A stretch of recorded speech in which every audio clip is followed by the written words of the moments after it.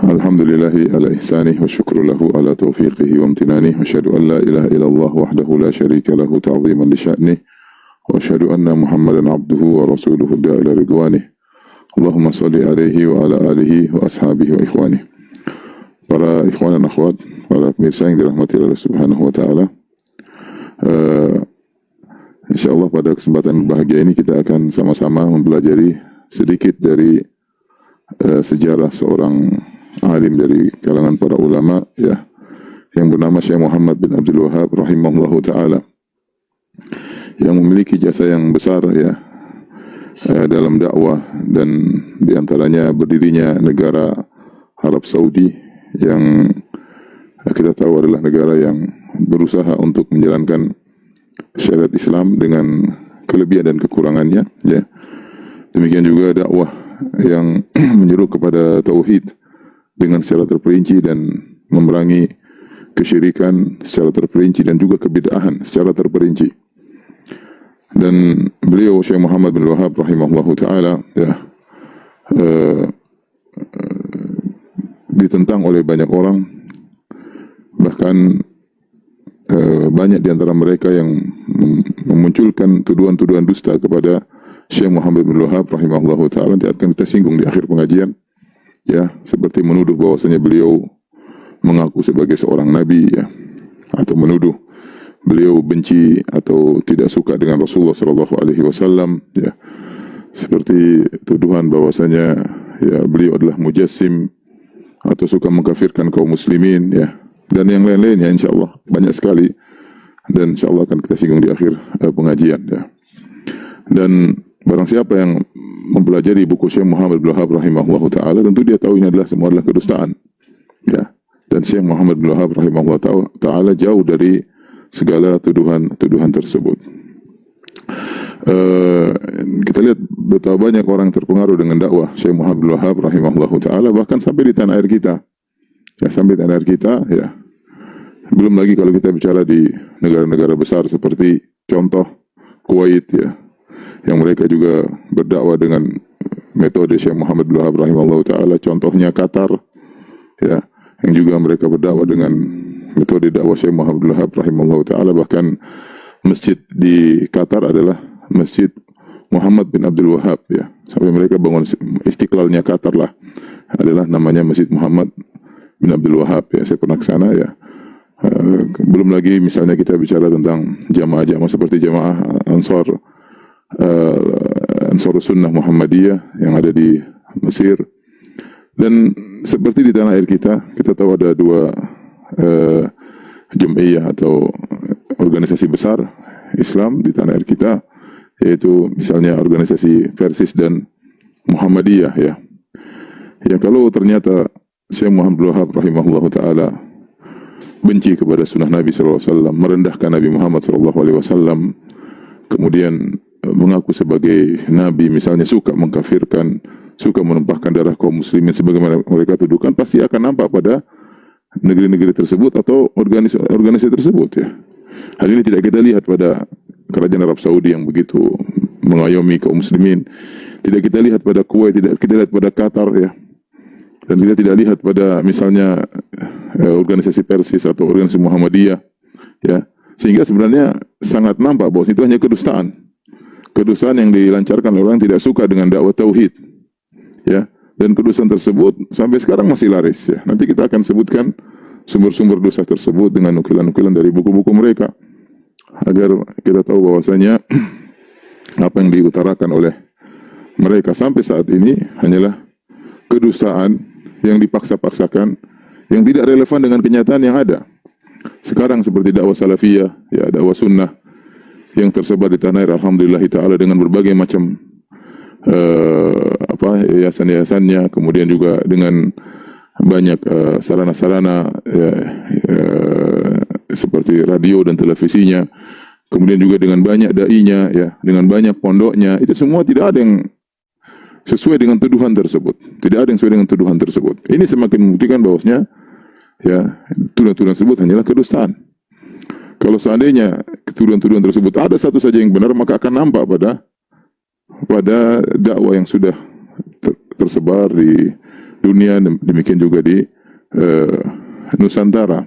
Namun sebagian orang tatkala tidak memiliki bahan untuk menjatuhkan dakwah sunnah, dakwah tauhid, dakwah yang mereka gelari dengan dakwah Wahabiyah, maka mereka terpaksa berusaha melariskan tuduhan-tuduhan dusta tersebut ya di kalangan masyarakat, dan banyak orang-orang yang jahil yang tidak mengerti akhirnya termakan dengan kedustaan tersebut. Saya hanya ingatkan kepada mereka bahwasanya mereka yang sering mengusung kedustaan tersebut, mereka akan diminta pertanggungjawaban oleh pada hari kiamat kelak, berhadapan dengan Syekh Muhammad Abdul Wahab rahimahullah ta'ala yang memiliki jasa yang besar sampai berdiri suatu negara Islam yang tadinya sebelumnya negara tersebut penuh dengan pemerintahan-pemerintahan kecil, negara-negara kecil yang saling berperang, menumpahkan darah. Dengan adanya kerajaan Arab Saudi, maka bersatulah kaum muslimin di Jazirah Arab.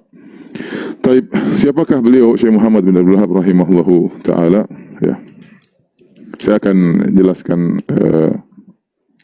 sejarah beliau secara singkat. Yang nama beliau adalah Muhammad bin Abdul Wahab bin Sulaiman ya, bin Ali bin Muhammad bin Ahmad bin Rashid At-Tamimi, lahir 1115 Hijriyah dan wafat ya 1206 Hijriyah. Kemudian ya kita akan sebutkan sejarahnya secara singkat tentang dakwah beliau ya. Baik. Muhammad bin Abdul Wahab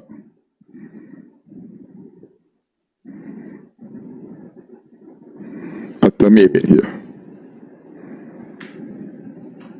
dari Bani Tamim ya, yang orang mengatakan sebagai Wahabi ya, nisbah kepada bapaknya Wahabi. Padahal kita tahu Wahabi ini adalah nama Allah ya. Ini adalah nama Allah. Nama Allah Subhanahu wa taala Wahab. Bapaknya namanya Abdul Wahab ya, namanya Abdul Wahab ya. Sehingga mereka menisbahkan kepada Wahabi padahal itu nama Allah Subhanahu wa taala. Kemudian mereka mencela, seakan-akan mereka mencela nama Allah Subhanahu wa taala, nisbah kepada nama Allah untuk dicela. Ini suatu perkara yang memalukan ya, menisbahkan dakwah yang sunnah ini kepada nama Allah kemudian dalam rangka untuk dicela.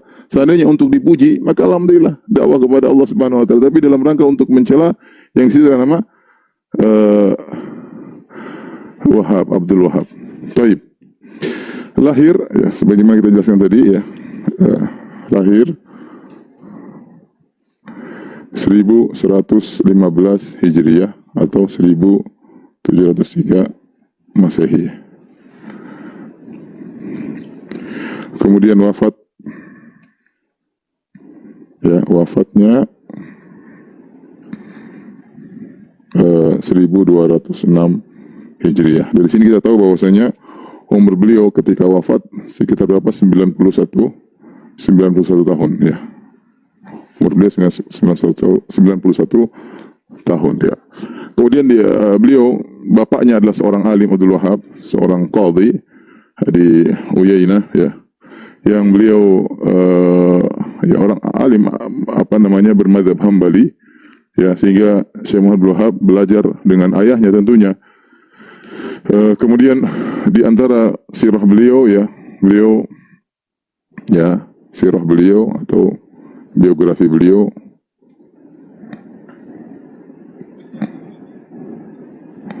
yang pertama hafal Quran ya, hafal Quran sebelum balik. Ada yang mengatakan umur 12, ada yang mengatakan 10. Yang intinya sebelum balik beliau sudah hafal Quran. Bahkan beliau menjadi imam ya, mengimami kaum muslimin dengan hafalan beliau ya. Sejak kecil beliau sudah semangat belajar agama sampai ya ketika beliau balik ya sebelum 15 tahun. Kalau tidak salah ya, beliau balik sekitar umur 13 ya. Kalau tidak salah ya, beliau balik ya sekitar umur 13 tahun ya. Ketika itu ayahnya pun menikahkan beliau. Beliau pun menikah ya. Di umur tersebut beliau menikah. Tentunya tatkala ayahnya menikahkan beliau di umur 13 tahun, ini berarti orang dewasa, artinya tidak mungkin anaknya masih main kelereng terus dinikahkan ya. Ini berarti beliau orangnya serius ya. Buktinya sebelum balik sudah hafal Quran, bahkan jadi imam, bukan sekedar hafal-hafal saja kemudian hafal dan lupa sebagaimana dalam sebagian pondok-pondok yang membanggakan sudah hafal ternyata lupa. Enggak, ini jadi imam. Jadi imam di belakangnya kaum muslimin menunjukkan hafalan beliau kuat. Dan seorang hafal Quran dengan hafalan yang kuat belum sampai balik itu menunjukkan keseriusan. Sehingga beliau ini dinikahkan oleh ayahnya ya sekitar umur 13 tahun, ya, menunjukkan keseriusan beliau ya. Saya punya kawan juga di Madinah, S3 ya. Dia punya anak, dia bawa ke Madinah. Saya menyangka itu adiknya. Saya bilang, ini adik kamu. Kata dia, enggak. Saya bilang, ini anak saya. Loh kok bisa? Kata dia, saya nikah umur 12 tahun. Jadi memang ada di antara mereka yang menikah dengan cepat ya. Tapi setelah itu di umur yang sama ya, sekitar umur 12 atau 13 tahun beliau haji. Sekitar umur 12 atau 13 tahun beliau berhaji. Ya. Ya, berhaji itu sekitar tahun 1127 Hijriah. Beliau haji. Ini haji pertama kali beliau berihlah kemudian berangkat menuju ke kota Mekah untuk melaksanakan ibadah haji, kemudian bertemu dengan ulama di sana, kemudian beliau pergi ke Madinah ya. Maka disitulah beliau semakin mengenal para ulama. Setelah itu beliau pulang menuntut ilmu ya. Kemudian beliau melanjutkan rihlah kedua yaitu pada tahun 1135 Hijriah. Beliau haji yang kedua. Untuk zaman dahulu haji tidak seperti zaman sekarang ya. Dari Najd menuju ke Mekah ya 1000-an kilo jauh ya, 1000-an kilo, 800 kilo, 1000-an kilo jauh. Kemudian perjalanan ini berarti tidak gampang haji ketika saat itu. Tapi beliau sudah berhaji dan bahkan beliau semangat untuk haji yang kedua kali. Tapi yang kedua kali beliau tidak segera pulang. Di sini beliau menetap di Mekah ya untuk menuntut ilmu. Kemudian beliau berpindah-pindah kota, lalu berpindah-pindah kota untuk menuntut ilmu. Di antaranya ke kota Madinah, beliau belajar sama Syekh Muhammad Haid Sindi ya, untuk menuntut ilmu ya. Ya, sampai beliau ke Basrah, ke Irak ya, beliau menuntut ilmu. Jadi berrihlah lama, bertahun-tahun beliau kemudian menuntut ilmu. Dan beliau suka membaca buku Syekhul Islam Ibn Taimiyah dan Ibnu Qayyim ya. Beliau hobi membaca buku Ibn Taimiyah dan Ibnu Qayyim rahimahumullah ya. Rupanya semangat Ibnu Taimiyah dan Ibnu Qayyim dalam masalah tauhid ya, ini merasuk dalam raga beliau Syekh Muhammad bin Abdul Wahhab rahimahullahu taala. Setelah sekian lama beliau menuntut ilmu, akhirnya beliau balik ke kampung beliau. Setelah itu beliau balik ke kampung beliau ya. Di sana beliau ketika pulang, rupanya ayahnya qadhi, ayahnya sudah pindah ke Huraymila ya. Ayahnya beliau lahirkan di Uyainah. Lahir di mana? Di Uyainah.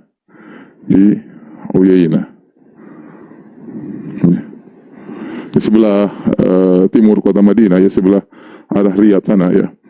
Ayahnya sudah pindah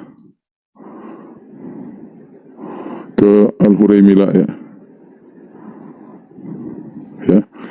Maka Syekh Abdul Wahhab pun pindah ke Al-Huraymila ya.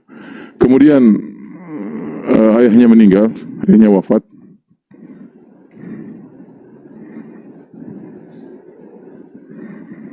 Wafat pada 1153 Hijriah ya. Ketika Syekh Abdul Wahhab mulai berdakwah tauhid, dan kita tahu kondisi ketika itu, kondisi Najd ketika itu, Najd maksudnya daerah beliau, Najd ketika itu penuh dengan kesyirikan, khurafat ya. Kita bisa baca di tarikh Najd ya. banyak orang percaya kepada dukun. Ya. Secara umum memang di Jazirah sudah ada dakwah, tetapi fokus orang kepada fikih. Sampai sana ada fikih Hambali, fikih Syafi'i, fikih Hanafi, kemudian fikih Maliki. Tetapi perhatian terhadap tauhid agak kurang, tauhid al-uluhiyah agak kurang ketika itu. Sehingga secara umum penuh dengan kesyirikan dan khurafat. Ya, di antaranya ya banyak orang-orang percaya kepada dukun, ya, banyak orang pakai jimat, ya, ada banyak percaya dukun. Kemudian banyak percaya jimat. Kemudian kuburan diagungkan, bahkan ditawafi, ditawaf, ya. Kemudian istighosah kepada mayat-mayat orang-orang mati dan lain-lain banyak, ya. Ruqyah, ya. Ruqyah yang syirik. Yang ini menggugah Syekh Abdul Wahab untuk berdakwah tatkala itu, ya. Terjadi suatu kondisi, ada pergelutan di antara kabilah di Huraymila. Akhirnya Syekh berpindah ke beliau pindah ke Al-Uyainah, tempat beliau lahir, Al-Uyainah. Di situ beliau ketemu dengan beliau tahu dakwah beliau tidak akan berkembang kecuali ada butuh bantuan dari pemerintah, dari penguasa. Butuh bantuan dari penguasa. Maka beliau mendekati amir dari Uyainah, yaitu Utsman bin Ma'mar, ya. Utsman bin Ma'mar.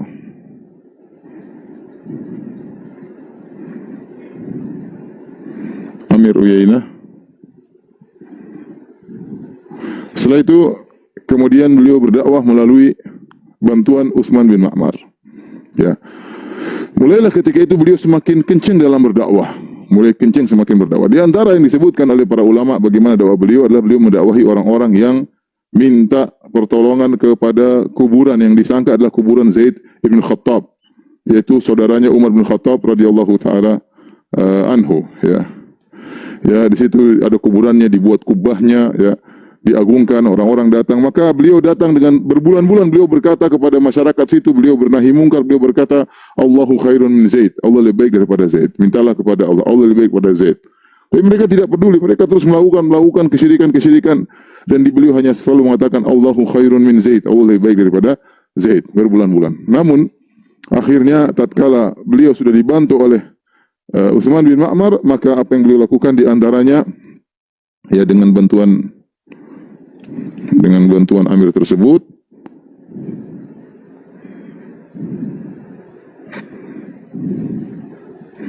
di antara yang beliau lakukan, ya, adalah meruntuhkan kubah tersebut. Meruntuhkan kuburan Zaid bin Khattab.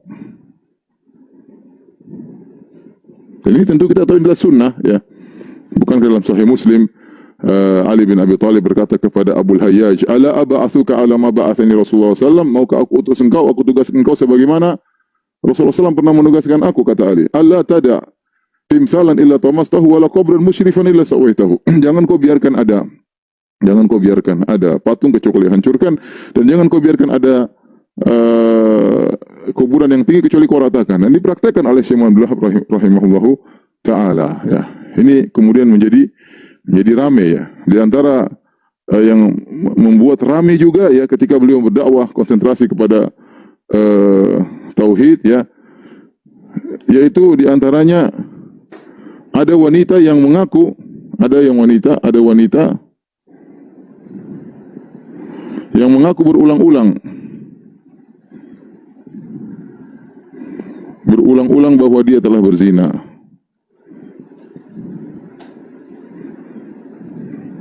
Akhirnya apa? Ditegakkan hukum had. Akhirnya dirajam. Ini bikin heboh tatkala itu, ya. Bikin heboh. Ya, ditegakkan hukum had, ya, di Uyainah. Dan ramailah ketika itu berita, mulai dakwah Syekh Abdul Wahab mulai tersebar. Karena heboh, ya, tentang tauhid, melarang ini, melarang anu, kemudian sampai ada yang kubah dihancurkan, sementara itu semua orang mengagungkan kubah tersebut, ya. Kemudian akhirnya ada wanita juga yang akhirnya dirajam, ya, karena sudah berulang minta ditegakkan had dan mengaku jadi rajam, akhirnya jadi heboh, ya. Jadi heboh, ya. Baik. Ketika heboh, ya. Ini kita ke sini, ya.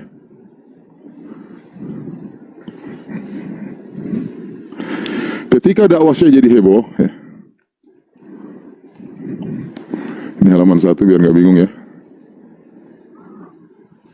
Halaman 2. Halaman 3. Ya. Ketika heboh, ya. Akhirnya ada Amir Ahsa, ya. Ada Amir Ahsa. Al-Ahsa ini sekarang masih ada di kota Saudi, daerah timur Saudi, mengirim ancaman kepada Amir Uyainah, kepada Amir Uyainah Al-Uyainah, ya. Ya. Dia mengatakan dalam suratnya, jika sampai suratku kepadamu, wahai Ibnu Ma'mar, yaitu Utsman bin Ma'mar, ya. Jika sampai suratku kepadamu, maka bunuhlah Muhammad bin Abdul Wahab. Maka bunuhlah Muhammad bin Abdul Wahab. Suruh bunuh, ya. Disuruh bunuh. Jika tidak, aku akan putuskan, ya, upetimu kepadaku. Artinya mereka punya hubungan kuat antara Uyainah dengan Al-Ahsa. Antara Uyainah dan Al-Ahsa ada hubungan kuat, sehingga ancaman dari Amir Ahsa membuat Amir Uyainah pun takut. Lalu di Najd ada kota-kota kecil, ya. Kota-kota kecil yang mereka memiliki keamiran sendiri-sendiri, seperti contoh di Ahsa yaitu dari Banu Khalid, kemudian seperti di Hijaz, Mekah, Madinah dari Ashraf, kemudian di Najd kecil-kecil, ya. Uyainah punya amir sendiri, kemudian Dir'iyah punya amir sendiri, Huraimilah punya amir sendiri, kecil-kecil masing-masing punya. Dan mereka tidak dikuasai oleh, ya, keamiran kecil-kecil tersebut tidak dikuasai oleh khilafah Islamiyah yang besar, tidak ada, karena sebagian perkataan para ulama bahwasanya mereka jauh. Kemudian mereka, ya, cuma korma, kemudian untuk sampai ke situ juga butuh perjalanan yang sangat jauh melewati gurun dan yang lainnya, sehingga tidak begitu dipedulikan. Ketika itu dakwah Syekh Abdul Wahab mulai heboh, akhirnya diancamlah Amir Uyainah, suruh bunuh Syekh Abdul Wahab. Namun Amir Uyainah, dia sayang kepada Syekh Abdul Wahab, maka kemudian dia berkata, sudah, kamu pergi aja. Syekh Abdul Wahab rahimahullah menasihatinya agar bertahan. Bahwasanya kalau kau bertahan di atas tauhid, kau akan jaya. Tapi dia tidak peduli. Mau tidak mau bagaimana lagi dunia, kalau tidak dia masalah dengan Amir Al-Ahsa. Maka akhirnya Syekh Abdul Wahab diusir, ya. Beliau diusir.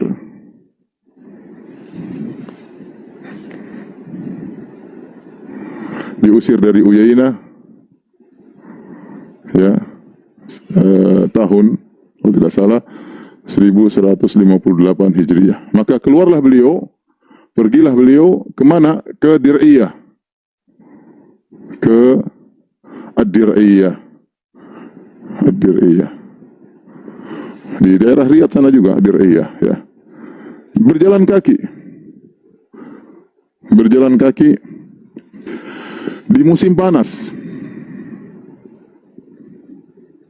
Semua dunia beliau tinggalkan, ya. Berjalan kaki di musim panas, tidak berbekal kecuali sebuah kipas, ya, untuk menghilangkan panas beliau. Disebutkan ketika beliau berjalan menuju ke Dir'iyah, tidak ada yang beliau baca kecuali ayat, wa may yattaqillaha yaj'al lahu makhraja wa yarzuquhu min haitsu la yahtasib wa may yatawakkal 'ala Allah fa huwa hasbuh. Itu yang beliau ulang-ulang. Barang saya bertawakal kepada Allah, wa may yattaqillah, barang saya bertakwa kepada Allah, yaj'al lahu makhraja, Allah akan berikan jalan keluar baginya, ya. Wa yarzuquhu min haitsu la yahtasib, dan Allah akan berikan kepada dia rezeki dari yang tidak sangka-sangka. Wa may tawakkal 'ala Allah fa huwa hasbuh, barang saya bertawakal kepada Allah, maka cukuplah Allah baginya. Beliau ulang-ulang terus sampai beliau tiba di Dir'iyah, ya, ketemu dengan seorang ulama, ya. Kalau tidak salah namanya Ibnu Suwailim, ya. Ketemu, akhirnya masuk ke Dir'iyah,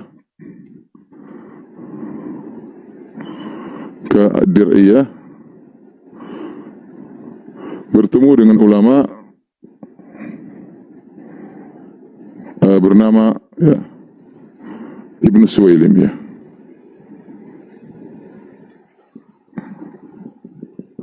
Ketika beliau sampai di rumah Ibnu Suwailim, maka orang-orang pun dia pun takut jangan sampai ketahuan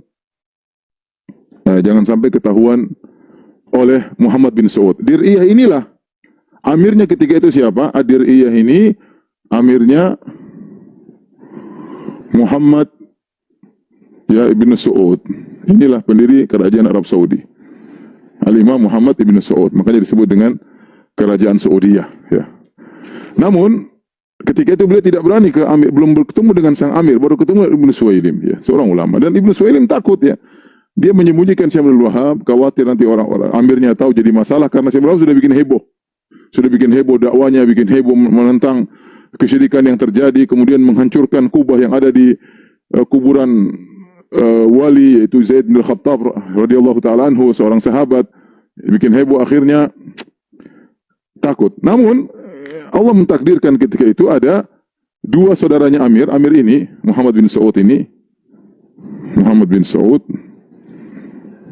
Imam Muhammad bin Saud, Al-Imam Muhammad bin Saud.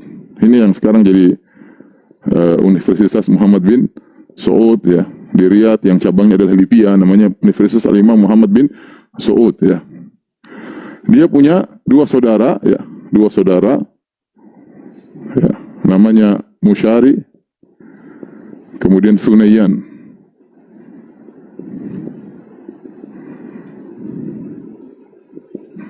Sama Musyari.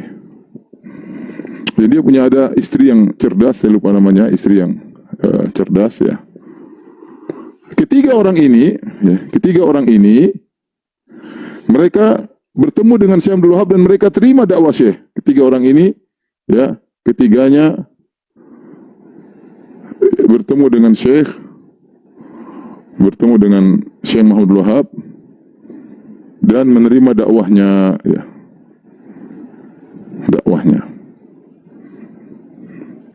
Menerima dakwahnya. Akhirnya ketiga orang ini mendatangi Al-Amir Al-Imam Muhammad bin Saud rahimahullahu ta'ala.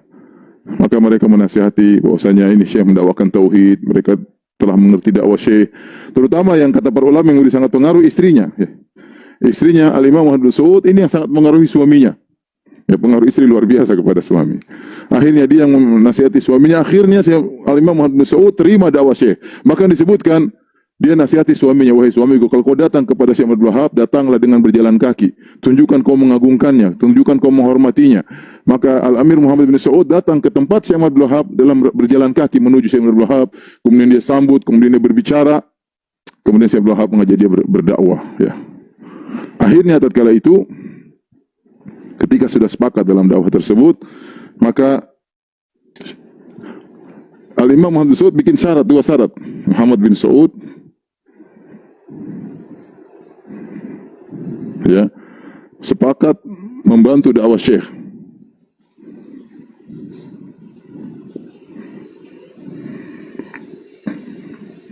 Dengan dua syarat.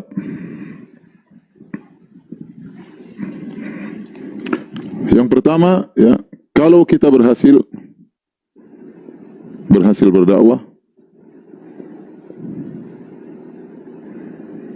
jangan kau tinggalkan kami.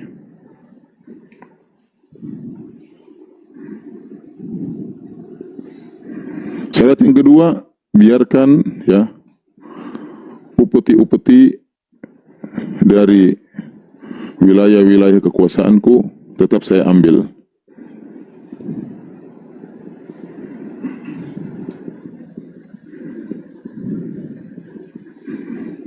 Tetap saya ambil. Maka ketika diberi dua syarat tersebut, Syekh Abdul Wahab mengatakan, beliau setuju, beliau berkata, adapun syarat pertama, qala Syekh berkata dalam perkataan yang ma'ruf, beliau berkata, ad-damu bid-dam wal hadam bil hadam.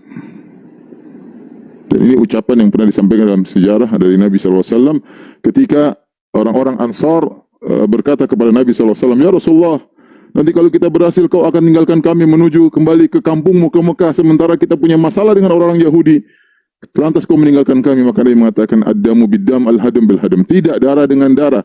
Ya, saya tidak akan meninggalkan kalian. Artinya saya adalah kalian, kalian adalah aku. Kalau kita mati sama-sama mati, kalau kita hancur sama-sama hancur. Ya.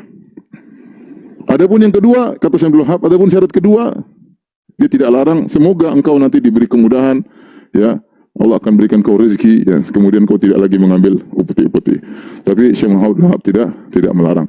Maka sejak saat itu mulailah Syekh Abdul Wahab rahimahullah taala berdakwah dengan bantuan Muhammad bin Saud, ya, rahimahullah taala. Maka itulah cikal bakal berdirinya kerajaan Arab Saudi yang pertama. Dan Muhammad bin Saud punya anak namanya Abdul Aziz, ya, bin Muhammad, ya. Itulah Raja Abdul Aziz, ya. Maka kemudian berdakwahlah mereka sampai akhirnya dakwah semakin berkembang. Akhirnya banyak orang-orang datang menuntut ilmu di kota Dir'iyah, menuntut ilmu kepada Syekh Abdul Wahab rahimahullahu taala, ya. Terus menyemangati mereka untuk berdakwah tauhid. Mulailah orang-orang pulang kemudian mengingkari kesyirikan-kesyirikan yang terjadi. Intinya gemparlah dakwah Syekh Abdul Wahab. Ketika itu Amir Uyainah disebutkan datang lagi kepada Syekh Abdul Wahab, yaitu Utsman bin Ma'mar datang kepada Syekh Abdul Wahab agar Syekh Abdul Wahab kembali kepada Al-Uyainah, tapi Syekh tidak mau, ya. Dia tetap berpegang sama Muhammad bin Saud rahimahullahu taala. Dan selanjutnya berilah kerajaan Arab Saudi. Makanya saya sering sampaikan bahwa Syekh Abdul Wahab ini bagi orang Saudi bukan cuma seorang ulama, tapi seorang pahlawan yang memiliki jasa yang sangat besar dengan berdirinya kerajaan Arab Saudi yang sekarang betapa banyak orang merasakan kenikmatan dari atau keberkahan dari kerajaan tersebut, ya. Ya, kita bilang ya kerajaan tersebut dari dulu sampai sekarang ada kelebihan dan kekurangan, tapi kalau kita bicara tentang kelebihannya banyak, ya. Kelebihannya banyak, ya. Dan dia adalah satu-satunya negara yang dalam dusturnya, dalam undang-undangnya mengatakan Alkitab was Sunnah, selesai. Gak ada negara seperti itu sekarang ini, gak ada. Yang dengan bahkan sebagian kita dapati sebagian kelompok-kelompok Islami yang menyatakan ingin menegakkan syariat Islam, ketika telah berhasil dia tidak akan menyatakan dalam undang-undangnya kembali kepada Al-Quran dan Sunnah. Nggak ada.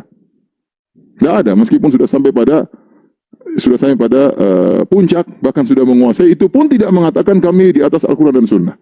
Apalagi baru mulai masuk, ya, dalam dunia politik, ya. Tapi kita dapati bahwasanya satu-satunya negara yang kemudian dengan terang-terang mengatakan dustur kami, undang-undang kami dibangun atas Al-Quran dan Sunnah. Walak kami adalah kepada Allah dan Rasulnya, kemudian kepada negara, itulah kerajaan Arab Saudi.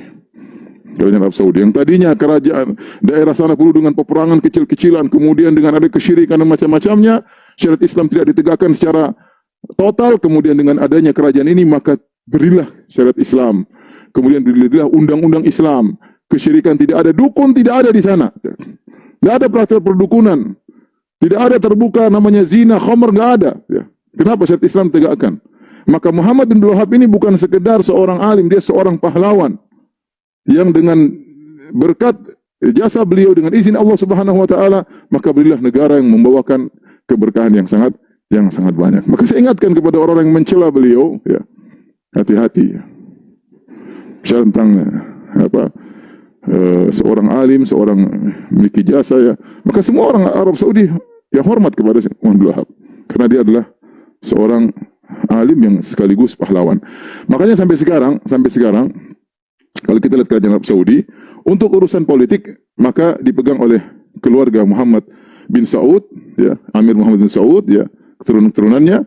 Untuk urusan agama dipegang oleh Al-Syekh. Al-Syekh itu maksudnya keluarga Syekh Abdul Wahab. Contoh siapa? Mufti Syekh Abdul Aziz, ya, Abdul Aziz Al-Syekh. Kemudian Menteri Agama Saleh bin Abdul Aziz Al-Syekh. Ya, contoh lagi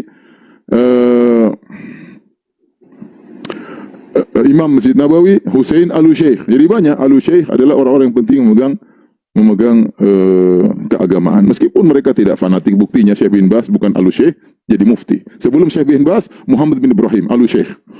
Dulu Muhammad bin Ibrahim Al-Syekh, ini keturunan Syekh Abdul Wahab, kemudian diganti oleh Syekh bin Baz, dan dia bukan Al-Syekh, kemudian diganti oleh Saleh bin Abdul Aziz Al-Syekh, yang dia adalah sebelumnya saya lupa, mungkin Abdul Muhsin At-Turki saya lupa, tapi sekarang saya Saleh bin Abdul Aziz Al-Syekh, ya, Menteri Agama sekarang. Tapi kalau sudah tolong dihapus ya.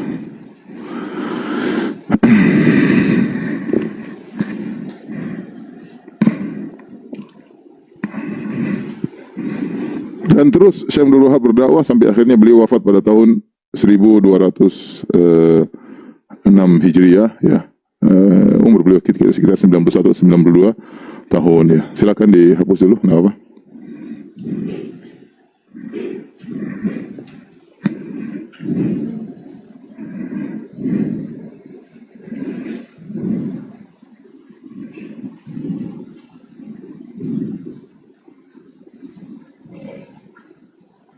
Alik bantu di sebelah sini.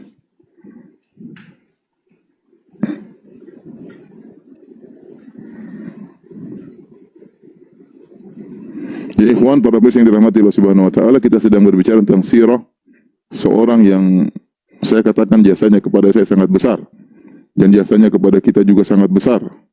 Ya, seorang yang berdakwah dengan tegas kepada tauhid, mentauhidkan Allah Subhanahu wa taala dan tidak pernah basa-basi untuk menjelaskan tentang buruknya kesyirikan, ya.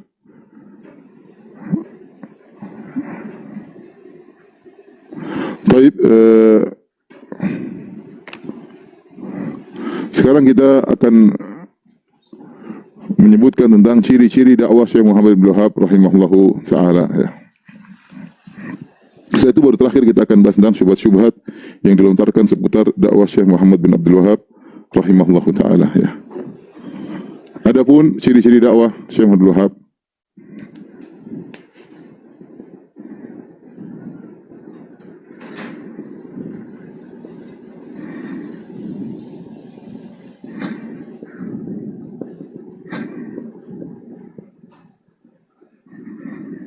di antaranya dakwah beliau dibangun di atas ilmu. Ini jelas ya, ya. Dibangun di atas ilmu. Beliau bukan orang bodoh ya. Beliau belajar, bapaknya ahli mazhab Hambali, bahkan beliau bersafar ke sana kemari untuk berdakwah. Beliau juga punya sanad hadis, beliau punya ijazah hadis. Ya, beliau adalah orang yang berilmu kemudian mendakwakan ilmunya. Beliau membaca buku-buku Syekhul Islam Ibnu Taimiyah dan Syekhul Islam Ibnu Qayyim rahimahullahu taala, dibangun di atas ilmu. Kemudian di antara ciri-ciri dakwah beliau adalah fokus kepada tauhid. Kepada tauhid, ya. Yang menjadi di antara keistimewaan dakwah yang orang bilang dakwah Wahabiyah, kalau kita bilang dakwah Salafiyah, yaitu beliau menjelaskan tauhid secara terperinci. Secara terperinci. Kemudian selain itu beliau menjelaskan syirik juga secara terperinci. Menjelaskan kesyirikan secara terperinci.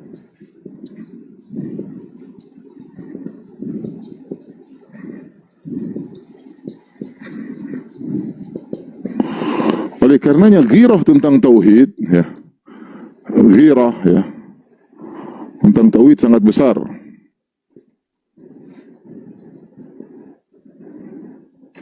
Ya, sangat besar karena beliau tahu ini adalah berkaitan dengan tujuan seorang diciptakan semuka bumi ini. Wa ma khalaqtul jinna wal insa illa liya'budun. Tidak aku ciptakan jin manusia kecuali untuk beribadah kepada Allah, untuk bertauhid kepada Allah. Dan kalau kita lihat tentang hal ini, sampai sekarang kita dapati dakwah yang fokus kepada dua ini hanya dakwah Salafiyah. Kita alhamdulillah ya, kita katakan dakwah yang fokus ya secara terperinci, menjelaskan tauhid secara terperinci, menjelaskan kesyirikan secara terperinci, hanya dakwah Salafiyah. Yang memiliki ghirah melihat kesyirikan, kita merasa tidak suka, kita marah, kita jengkel, hanya dakwah Salafiyah, ya.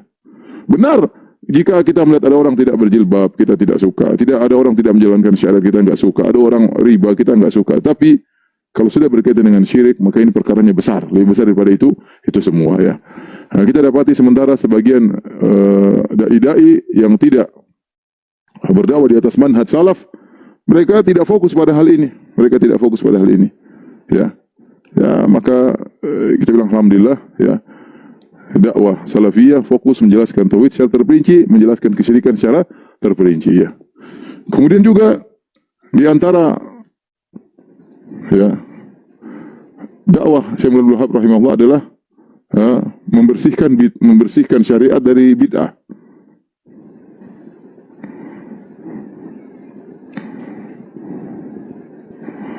membersihkan syariat dari bid'ah. Ini yang membuat kemudian banyak orang-orang di zaman beliau tidak suka dengan doa beliau, karena beliau tidak hanya membahas masalah tauhid dan kesyirikan, tapi beliau juga membahas tentang bid'ah. Ini tidak boleh, ini tidak boleh, tidak disunahkan oleh Nabi SAW. Ya, oleh karena diantaranya beliau misalnya mengingkari tabarruk dengan tubuh-tubuh orang, ya. Dan itu bukan berarti beliau pakai pendapat beliau sendiri, ya. Bahkan beliau menukil dari kalangan dari para ulama, ya, seperti dari Syatibi dalam kitabnya Al-Muwafaqat Al-I'tisam menyebutkan bahwasanya namanya tabarruk dengan orang-orang soleh itu tidak ada. Kenapa? Dalil qat'i yang jelas menunjukkan hal itu tidak ada. Kenapa?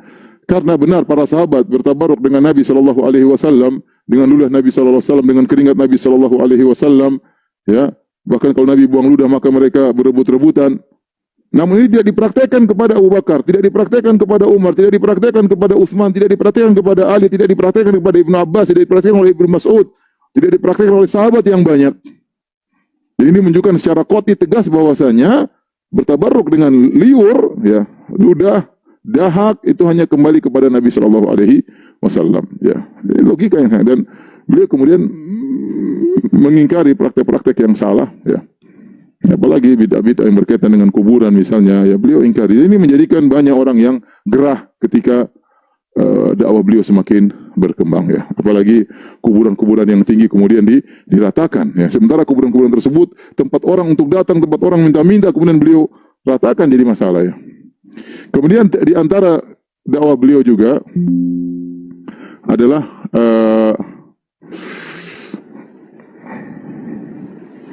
yaitu beliau, ya, memerangi taklid. Taklid secara maksudnya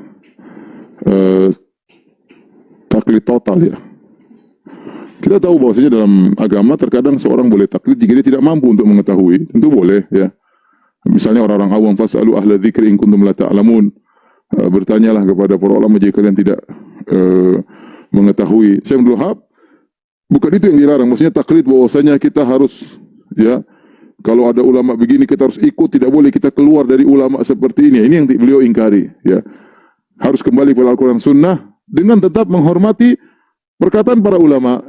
Jadi harus kembali kepada dalil dengan tetap menghormati mazhab yang ada, ya. Oleh karenanya beliau bukan berarti anti mazhab. Nanti kita sebutkan di antara tuduhan beliau anti mazhab, ya. Buktinya beliau bermazhab Hambali. Buktinya beliau menulis buku tentang fikih Hambali, ya. Ya, beliau menulis buku tentang fikih Hambali, ya. Tetapi beliau memerangi taklid secara total. Jadi jangan semuanya harus taklid. Enggak. Kalau ada pendapat yang lebih kuat maka diikuti, ya. Pendapat yang lebih kuat harus diikuti. Contoh dulu di Arab Saudi. Di Arab Saudi ada 4 kubah, ya. Ada kubahnya mazhab Syafi'i, atau tempat sholat mihrabnya mazhab Syafi'i, mihrabnya mazhab Hambali, mihrabnya mazhab Hanafi, mihrabnya mazhab Maliki. Kita bayangkan kalau sampai sekarang masih ada orang mau sholat kemudian masing-masing ke mihrabnya, gimana kalau sampai sekarang seperti itu. Alhamdulillah dengan adanya kerajaan Arab Saudi semua itu dihilangkan, kemudian mihrab cuma satu, lebih mempersatukan kaum muslimin. Tetapi bukan berarti Arab Saudi anti mazhab, mereka bermazhab Hambali, fikih mereka mazhab Hambali, ya. Kemudian juga bukankah kita ketika belajar di Madinah kita belajar tentang perbandingan mazhab dari buku Bidayatul Mujtahid tentang 4 mazhab, ya. Jadi yang diperangi adalah taklid, bukan mazhab. Mazhab itu ulama-ulama yang berjasa, ya. Tetapi bukan berarti kalau saya sudah mazhab ini saya tidak boleh keluar dari mazhab ini sama sekali. Itu yang diperangi oleh Syekh Abdul Wahab, akhirnya menimbulkan fitnah-fitnah yang besar kepada beliau, ya. Oleh karena dikisahkan dari Mansur Al-Buhuti, yang seorang ulama Hambali yang memiliki kitab Raudhul Murbi', kemudian Syarah Zadul Mustaqni, kemudian juga buku Syarah Muntahal Iradat, ya. Kasyaful Qina' juga beliau punya buku tersebut. Pernah beliau ditanya tentang suatu masalah fikih, kemudian beliau jawab, seorang ulama Hambali. Maka yang bertanya berkata, "Ya Syekh, tapi di buku yang Anda tulis, Anda jawabannya beda." Kata dia, "Lain. Buku saya tulis untuk belajar mazhab Hambali, adapun fatwa sesuai dengan saya yakini." Ya. Oleh karena fatwa yang diucapkan seorang antara dia dengan Allah Subhanahu wa taala, artinya dia akan diminta pertanggungjawaban oleh Allah atas apa yang dia fatwakan. Ya. Apa yang dia fatwakan, ya. Jadi bisa jadi dia menulis buku tentang mazhab Hambali tapi fatwanya bisa jadi berbeda dengan apa yang dia tulis, ya. Ini di antara dakwah, ciri-ciri dakwah beliau, ya. Dan ini prioritas, fokus kepada tauhid adalah prioritas utama, ya. Prioritas utama. Kemudian juga dalam dakwah beliau yang perlu kita perhatikan, beliau juga memperhatikan skala prioritas, ya. Ya, atau tahapan dalam dakwah. Ya.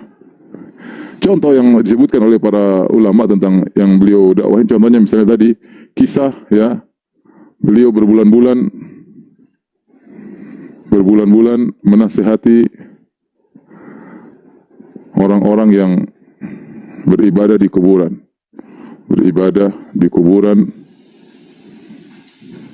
dan minta-minta di kuburan. Beliau hanya berkata, Allahu khairun min Zaid. Artinya Allah lebih baik daripada Zaid.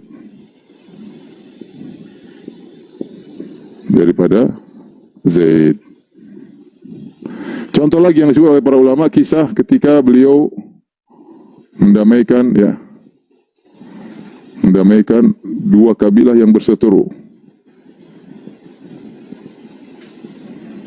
Ketika itu sudah ada hukum, peraturan, barang siapa yang merokok, ketika itu mereka merokok dengan menggunakan pipa yang panjang, siapa yang ketahuan merokok, maka akan dihukum, ada hukumannya, entah dera, entah apa.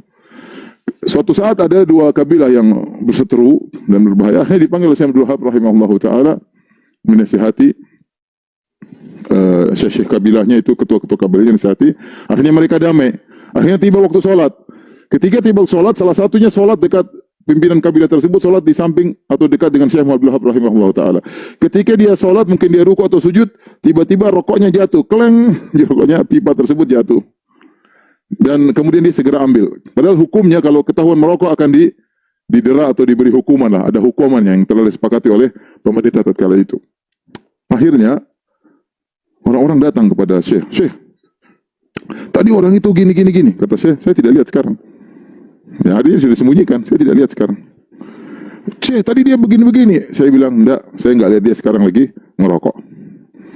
Akhirnya, setelah itu baru saya jelaskan. Sudahlah, kalau mereka baru damai, kemudian kita tangkap pimpinannya, kemudian kita hukum karena merokok, buyar lagi perdamaian tersebut. Artinya Syekh juga melihat skala prioritas. Dalam bernahi mungkar, beliau juga punya ilmu dalam skala prioritas dalam bernahi mungkar, tidak asal-asalan, melihat maslahat dan mudarat. Dan ini menunjukkan bahwasanya Syekh dalam berdakwah, ya, mempertimbangkan maslahat dan mudarat.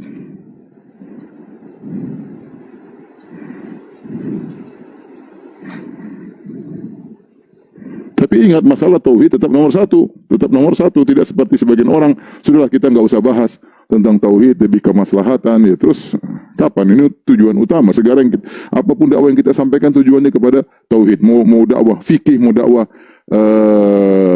adab, mau dakwah tentang sejarah, sirah, semuanya kita berusaha agar manusia kembali kepada peribadatan kepada Allah, meninggalkan segala bentuk kesyirikan. Ini diantara ciri-ciri dakwah Syekh Abdul Wahab. Dan sekarang yang terakhir kita bahas tentang tuduhan-tuduhan yang dusta kepada Syekh Abdul Wahab rahimahullah ta'ala. Tolong dihapus, ya.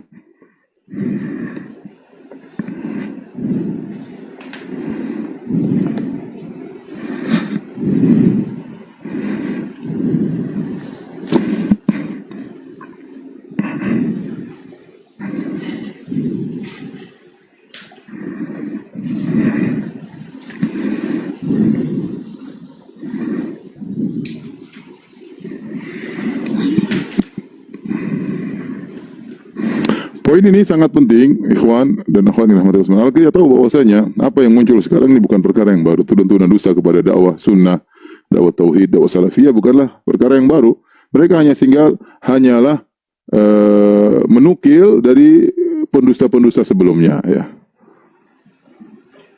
Oleh karenanya para penuduh dakwah dengan tuduhan tidak ini cuma dua model. Yang pertama mungkin jahil, tidak ngerti.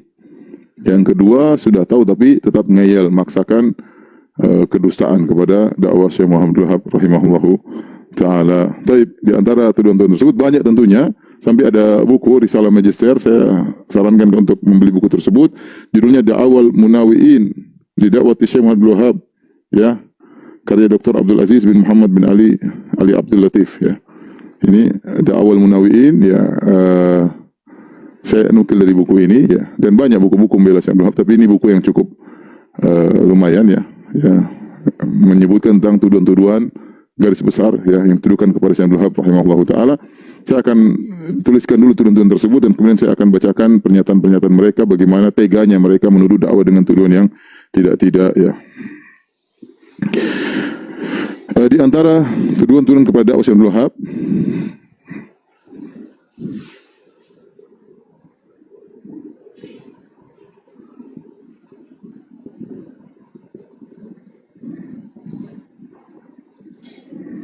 Syekh Muhammad, ya, bin Abdul Wahab, di antaranya, ya, dituduh mengaku sebagai nabi.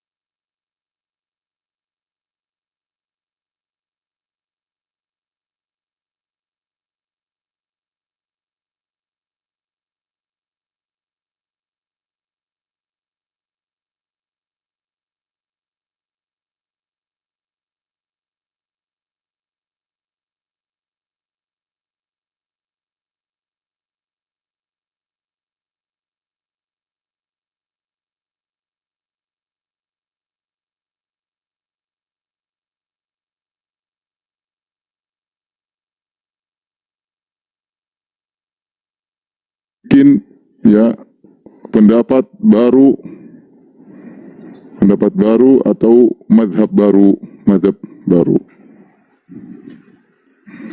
Di antara tuduhannya adalah takfiri, suka mengkafirkan, takfiri atau khawarij, ya.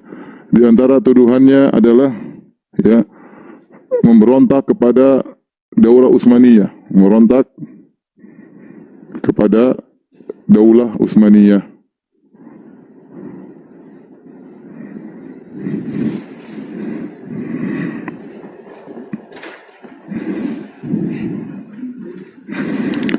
Di antara tuduhannya adalah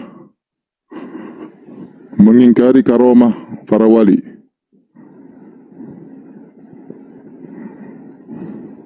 Karomah para wali. Kemudian di antara tuduhan juga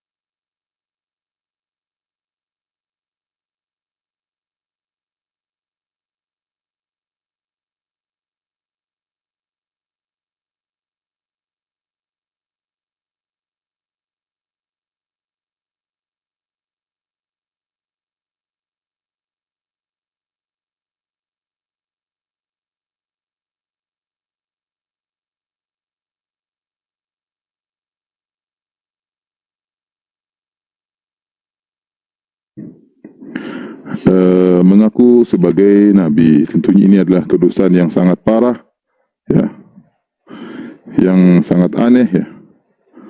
Padahal Syekh Abdul Wahab rahimahullahu taala Dalam tulisannya beliau berkata, wa uminu bi anna nabiyyana Muhammadan sallallahu alaihi wasallam khatamun nabiyyin wal mursalin. Aku beriman bahwasanya Muhammad, nabi kita Muhammad sallallahu alaihi wasallam adalah penutup para nabi dan penutup para rasul. Wala yasihu imanu abdin hatta yu'mina bi risalati wa yashhadu bi nubuwwatihi. Dan tidak sah iman seseorang hamba sampai dia beriman kepada risalah Nabi Muhammad sallallahu alaihi wasallam dan bersaksikan kenabian Nabi Muhammad sallallahu alaihi wasallam. Ya, beliau jelas mengatakan Rasulullah adalah nabi terakhir. Ya, akhi, kalau ini orang tolol nekat mengatakan Ibnu Wahab mengaku sebagai nabi, ya. Ya, akhi, ini terlalu parah, ya. Tapi mereka katakan, ya. Bahkan dalam buku Ibnu Wahab, dalam buku Tauhid, dia menyebutkan tatkala menjelaskan tentang hadis sayakunanna min ummati salasuna kadzabun kulluhum yaz'umu annahu nabi wa ana khatamun nabiyyin wa la nabiyya ba'di. Ibnu Wahab menyebutkan hadis tersebut. Nabi berkata akan ada dari umatku 30 orang aku sebagai nabi dan aku adalah penutup para nabi, tidak ada nabi setelahku. Ini dalam buku Ibnu Wahab. Ya, kemudian dituduh dia mengatakan dia mengaku sebagai nabi. Bahkan di antara sebab-sebab seorang keluar dari Islam menganggap dia boleh keluar dari syariat Nabi Muhammad sallallahu alaihi wasallam, ya. Kemudian dia mengaku sebagai nabi. Namun ini terjadi, orang-orang tersebut berdosa, ya. Saya bacakan para pendosa tersebut, ya. Di antaranya yang pertama-tama yang ma'ruf namanya Muhammad bin Abdurrahman bin Afaliq, ya. Dia berkata dalam bukunya tentang Syekh Abdul Wahab rahimahullah taala, kama da'a naziluhu Musailimah ay nubuwah bilisani maqalihi wa Ibnu Wahab haluhu. Kata dia, sebagaimana yang tinggal di Najd Musailimah pernah mengaku sebagai nabi dengan lisannya saya nabi, maka Muhammad bin Abdul Wahab juga ngaku dengan kondisinya bahwasanya dia seorang nabi. Dia seorang nabi. Kemudian dia berkata dalam tempat yang lain, wallahi laqad da'an nubuwah bilisani halihi. Sungguh Muhammad bin Wahab ini telah mengaku sebagai nabi dengan kondisinya. Perbuatan-perbuatan dia menunjukkan dia itu sebenarnya mengaku sebagai nabi. Bukan dengan omongannya, tapi sikap-sikapnya menunjukkan dia mengaku sebagai nabi.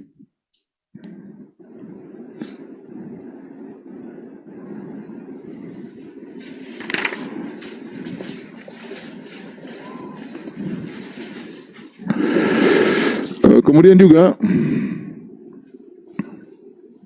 dia berkata, hal akhadtahu min baqaya suhufi Musailimah al-Kadzdzab. Wahai Muhammad bin Wahab, apakah kau mengambil dari Qur'annya atau tulisannya Musailimah al-Kadzdzab, ya. Ya, dia nuduh bahwasanya Ibnu Wahab itu ngaku sebagai nabi sebagaimana Musailimah al-Kadzdzab ngaku sebagai nabi, ya.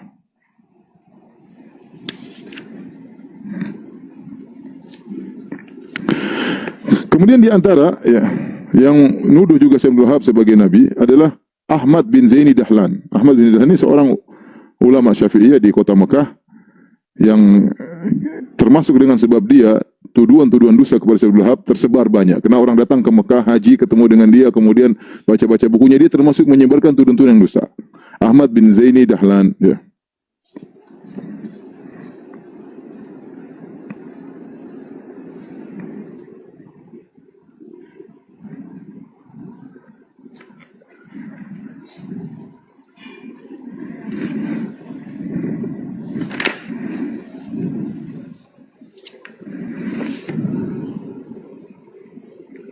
Bahkan sebagian mereka menuliskan syair-syair, ya. Bahkan di antara mereka ada yang berkata, ya, Syekh Muhammad bin Wahab ini, ya, kana mula'an bi mutala'ati akhbari aslafihi. Dia dulu sangat semangat membaca kabar-kabar pendahulunya. Alladzina da'u nubuwah, bayangkan. Dia ini sekarang ngaku sebagai nabi dan dia dahulu awalnya suka baca kisah-kisah tentang para pendahulunya yang mengaku sebagai nabi tadi, ya. Qama binasri da'watil islahiyah litawassul da'wa nubuwah iftiraan, ya. Jadi dia mengatakan sedang berdakwah dengan dakwah perbaikan, ternyata untuk bisa menyatakan kenabian, ya. Jadi mereka benar-benar menuduh bahwa Syekh adalah seorang mengaku sebagai nabi. Ini tentunya adalah kedustaan yang sangat besar, ya. Seperti perkataan juga namanya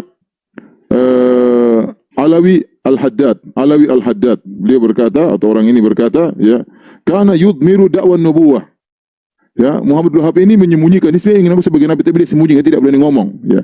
Wa tadhharu alaihi, ya, qarainuha bilisanil hal, tetapi kondisinya menunjukkan dia ngaku sebagai nabi. Mungkin dia tidak pernah menyatakan saya nabi, tapi kondisinya menunjukkan dia ngaku sebagai nabi. Li alla tanfurun nas anhu, agar orang tidak kabur darinya. Ya. Dan wa yashhadu bidzalik, dan menunjukkan akan hal ini bahwasanya Muhammad bin Wahab di awal-awal fi awali amrihi mulaan bi mutalati akhbar min da'an nubuwah kadziban. Ya, kadziban. Dia senang membaca berita-berita tentang para nabi palsu sebelumnya agar dia mengikuti, subhanallah. Itu tuduhan. Jadi sudah nuduh dia sebagai nabi, bikin cerita lagi dulu awalnya masih muda, suka baca-baca buku tentang nabi-nabi palsu sehingga tinggal mengikuti berita tentang mereka, ya. Dan ini adalah kedustaan, ya. Dan saya sangat sedih bahwasanya di antara dusta-dusta yang tersebar ini disebarkan oleh sebagian orang kaum sufiyah yang ekstrim. Ini juga disebar oleh orang Syiah. Jadi orang Syiah dan mereka bersepakat dalam rangka menyerang dakwah Syekh Abdul Wahab. Orang Syiah dan mereka sama-sama sepakat menyerang dakwah Syekh Abdul Wahab karena dakwah Syekh Abdul Wahab ini yang paling tegas dalam tauhid dan sangat bertentangan dengan pemikiran orang Syiah, ya. Sehingga mereka sama-sama Syiah, sama-sama mendukung untuk menyebarkan kedustaan tentang Syekh Muhammad Abdul Wahab rahimahullahu taala, ya. Tentu ini semua adalah kedustaan, ya.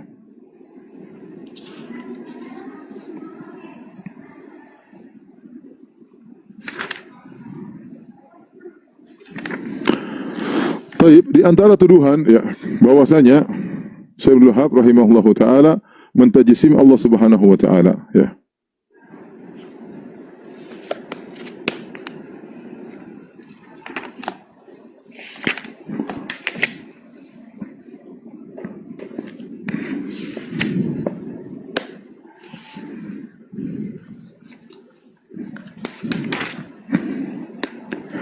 Seperti perkataan sebagian mereka, ya. Mereka berkata, ya,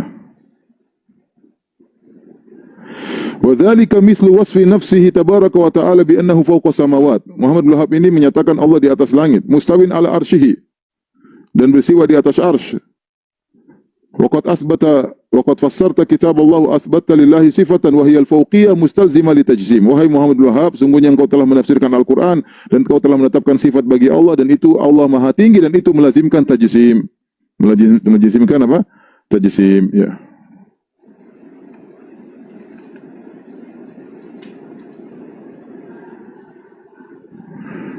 Sama Ahmad Zaini Dahlan, ya, juga mendukung hal ini, ya.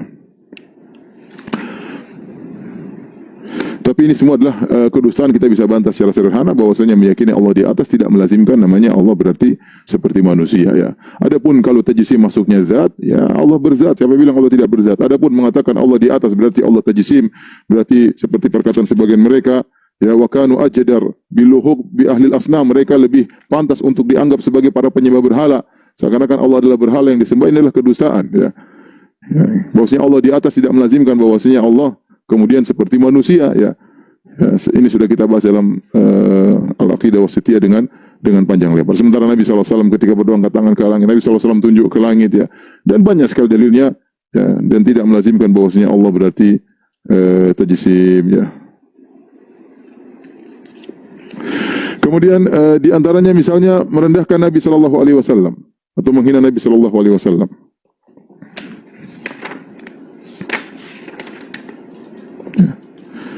Seperti mereka mengatakan bahwasanya Rasulullah SAW itu, ya, dianggap seperti hanya seseorang yang kemudian menyampaikan risalah, setelah itu meninggal, sudah selesai urusannya, tidak perlu dihormati, tidak perlu dianggap, ya.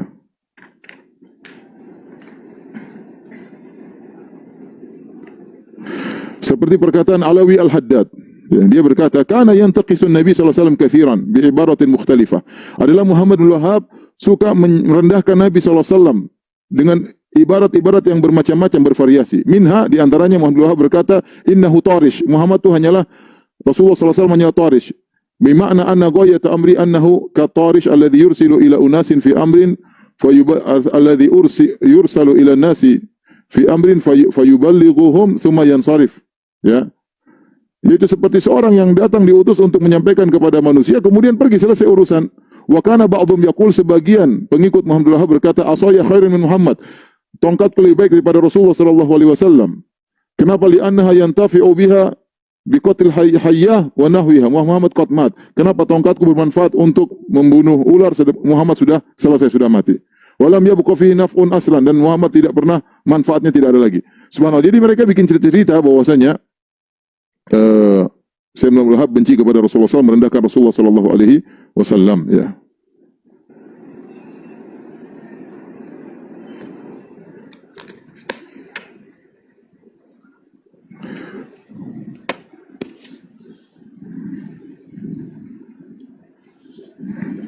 Seperti tuduhan mereka bahwasanya Syekh Abdul Wahab tidak suka mendengar solawat. Kalau mendengar solawat dia terganggu. Dia mengharamkan solawat, ya. Setelah kita periksa ini semua dusta, ya. Semua dusta. Bagaimana Syekh Abdul Wahab rahimahullah ta'ala kemudian mengharamkan solawat? Ternyata pernah Syekh Abdul Wahab bahas, atau para pengikut yang bahas tentang bagaimana bersolawat dengan suara yang besar setelah azan, diulang-ulang. Itu yang dikatakan bid'ah. Bukan berarti dia benci dengan solawat. Ya sama seperti sekarang kita sering dituduh itu orang-orang salaf itu mengharamkan solawat. Ya kita solawat kalau ngaji Sahih Bukhari kita Muhammad sallallahu alaihi wasallam. Bahkan di antaranya Syekh Abdul Wahab rahimahullah taala didapatkan dalam buku-bukunya kalau beliau menulis Muhammad, beliau tulis sallallahu alaihi wasallam dengan tulisan yang jelas, bukan hanya sekedar kode. Kemudian kita bilang dia tidak pernah bersolawat, benci dengan solawat. Syekh Abdul Wahab kalau menulis Nabi dia tulis Muhammad sallallahu alaihi wasallam dengan tulisan yang jelas. Sebagian ulama nulis cuma kecil, dia tulis dengan tulisan yang tegas dan besar agar bisa dibaca. Bagaimana dituduh dia tidak cinta kepada Rasulullah SAW? Bagaimana dituduh dia benci dengan Ahlul Bait, sementara anak-anaknya banyak dengan nama Ahlul Bait. Di antara nama-nama anaknya adalah Abdullah, ada kalau tidak salah Hasan dan Hussein, nama-nama anak beliau rahimahullahu taala, ya, sampai sekarang, ya, tuduhan itu tidak berubah dari dulu sampai sekarang, ya.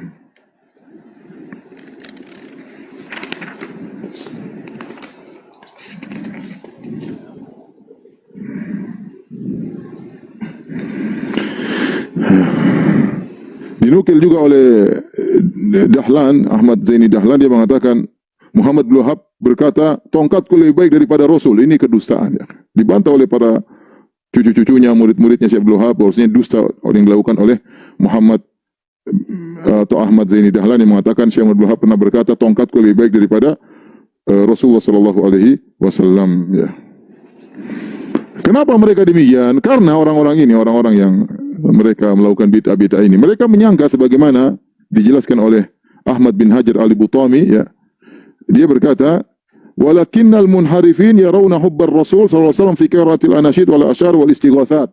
Mereka menyangka bahwasanya namanya cinta kepada Nabi yaitu dengan bernasyid-nasyid, baca syair-syair tentang Nabi dan istighatsah kepada Nabi sallallahu alaihi wasallam. Sementara Syekh Abdul Wahab melarang istighatsah kepada mayat, istighatsah kepada Rasulullah SAW, melarang nasyid-nasyid yang berlebihan kepada Nabi sallallahu alaihi wasallam, sehingga mereka mengatakan Muhammad bin Wahab tidak cinta kepada Nabi sallallahu alaihi wasallam, ya. Saya akan jelaskan secara singkat saja karena kalau nukil waktunya kepanjangan, ya. Saya akan jelaskan. Baik, kita lanjutkan.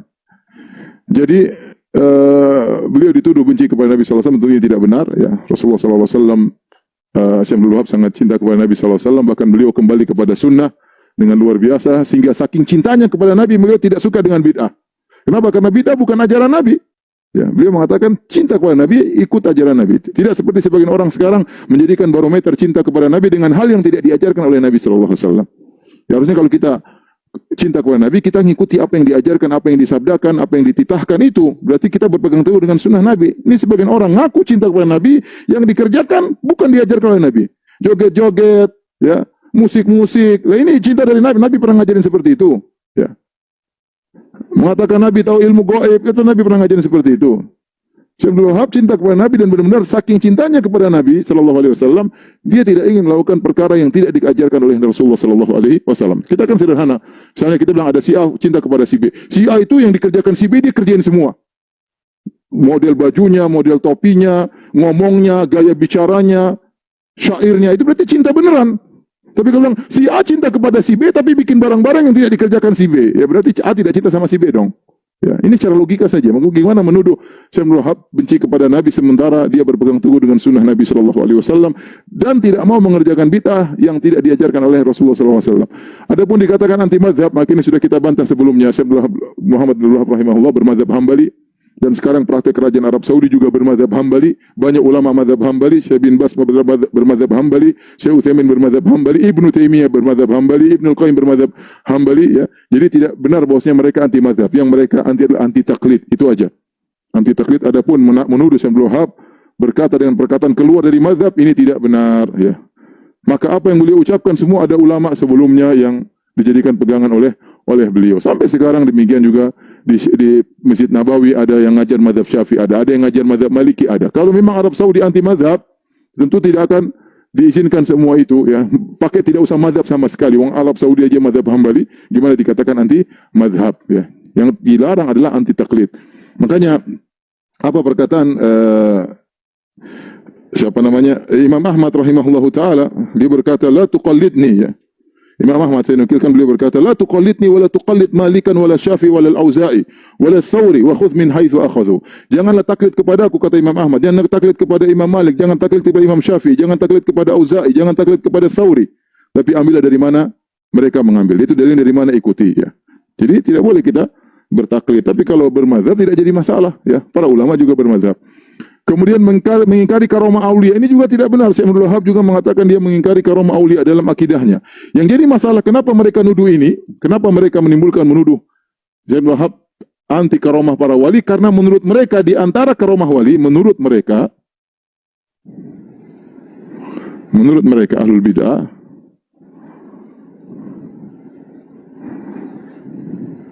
di antara karomah para wali,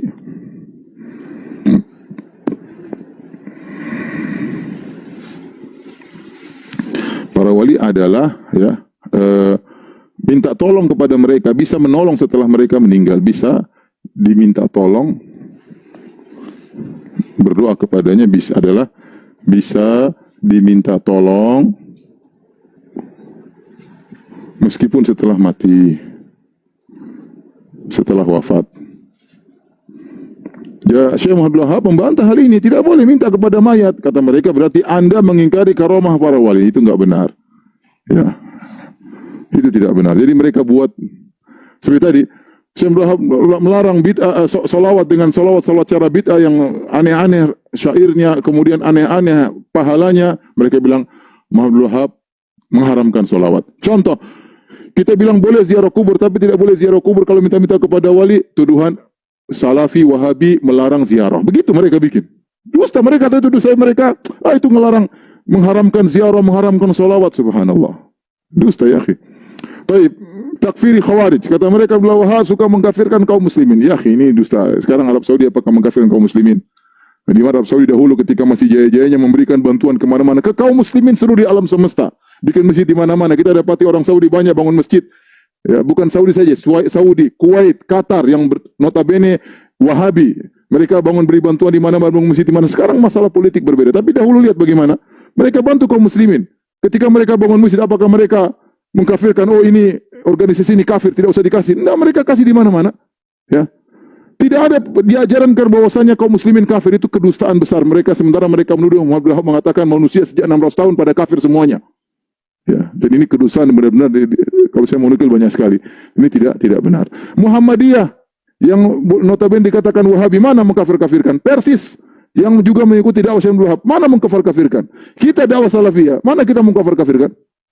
Mereka tidak punya malu, kedustaan luar biasa mereka sebarkan kepada masyarakat untuk menuduh bahwasanya kita suka mengkafir-kafirkan. Justru sekarang kita dapati ketika kita berbicara Allah di atas, kita dikafir-kafirkan.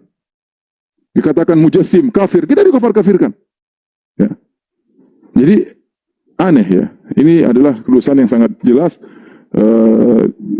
bertentangan dengan kenyataan. Ya. Kemudian menerapkan ayat tentang orang-orang kafir kepada kaum muslimin. Ini sebenarnya tidak jadi masalah. Jika ada ayat tentang kesyirikan, tidak boleh berdoa kepada selain Allah, ya kita bilang kepada orang-orang yang melakukan kesyirikan, jangan kau melakukan, karena ini bisa menjerumuskan dalam kesyirikan. Ya. Misalnya ada ayat tentang kepada kaum musyrikin dilarang riba, ya kita boleh terapkan, ya kalian tidak boleh makan riba, kalian kebiasaan orang jahiliyah, kan boleh-boleh saja. Orang jahiliyah dulu riba, kamu jangan riba. Ini ayat tentang orang riba, bagaimana ayat ini turun kepada orang-orang musyrikin Arab, tetapi kalau ini hukumnya haram, ya maka semuanya juga haram, ya. Li'unzirakum bihi wa man balagh, ya. Aku mengingatkan, menyampaikan kepada kalian dan juga yang sampai kepada orang-orang yang dengar Al-Quran. Semua orang dengar Al-Quran, kalau dia, dan kita tahu al-ibrah bi umumil lafz. Jadi ibrah adalah umumnya lafal ayat, bukan khusus sebab. Meskipun ayat ini berkaitan dengan orang musyrik, tapi kalau ada orang selain mereka yang melakukannya, ya kita bisa terapkan bahwa ini kau tidak boleh melakukan hal tersebut karena ini pernah dilakukan oleh orang musyrikin. Kalau kau lakukan, kau bisa terjerumus dalam kesyirikan seperti mereka. Kemudian ini syubhat yang sering mereka ungkap-ungkap juga, memberontak kepada Daulah Utsmaniyah, ya, dan ini sudah dibantah oleh para ulama. Ini tidak pernah terbetik dalam sama sekali, ya. Tidak ada dalam tulisan Syekh Abdul Wahab, dalam tulisan beliau, ya. Dalam surat-surat beliau.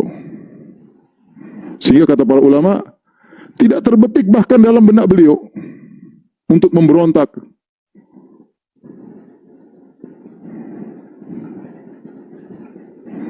Ini benar-benar apa? Benar-benar dusta, ya. Kemudian yang berikutnya, ketika itu di Najd, ya, negeri-negeri kecil, ya, yang masing-masing punya amir,